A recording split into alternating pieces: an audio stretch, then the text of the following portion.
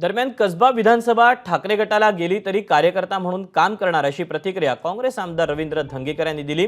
तर पुण्याचे ठाकरे गटाचे शहराध्यक्ष संजय मोरे यांनी देखील या सगळ्याबाबत प्रतिक्रिया देताना काय म्हटले आपण जाणून घेऊया। ज्या पद्धतीने 6 जागा दोन्ही पक्षाकडून अर्थात राष्ट्रवादी शरद पवार गटाकडून आणि ठाकरे गटाकडून मान्य करण्यात आली। नाही ना, आता 6 दुने 12 जागा झाल्या। आता सगळं एकमत होईल, कारण एवढे जागाच नाहीत पुणे शहरात, 7 जागा आहेत। पण ज्या त्या पक्षाला अधिकारी शेवटी पक्ष आहेत ते त्यांची मागणी करतात आणि त्यात गैर काय नाही।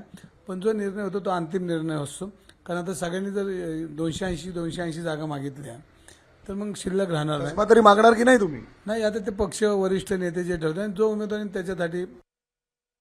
पुण्यातले 6 विधानसभा मतदारसंघ शिवसेनेला मिळावेत, ज्या योगे आम्ही पुण्यातल्या जनतेच्या समस्या सोडवू शकू, जनतेच्या विकासाची कामं करू शकू। जे आज पुणे तुंबतंय, रस्त्यातले खड्डे पडलेत, पण कुठल्याही लोकप्रतिनिधीचं पुण्याकडे लक्ष नाहीये आणि म्हणूनच जनतेचा आधार जो आमच्या शिवसेनेसोबत आहे, जनतेची मागणी आहे की आता शिवसेनेने लढलं पाहिजे आणि विधानसभेत गेलं पाहिजे। म्हणून आम्ही कोथरूड असेल, पर्वती असेल, कसबा मतदारसंघ असेल, पुणे कॅन्टोन्मेंट असेल, हडपसर आणि वडगाव शिरी या भागातल्या पदाधिकाऱ्यांच्या मागणीनुसार वरिष्ठांकडे, शिवसेनेच्या पक्षप्रमुखांकडे आम्ही मागणी केली की हे 6 विधानसभा मतदारसंघ पुण्यातल्या शिवसेनेला मिळावेत आणि ते आम्ही जिंकून आणू।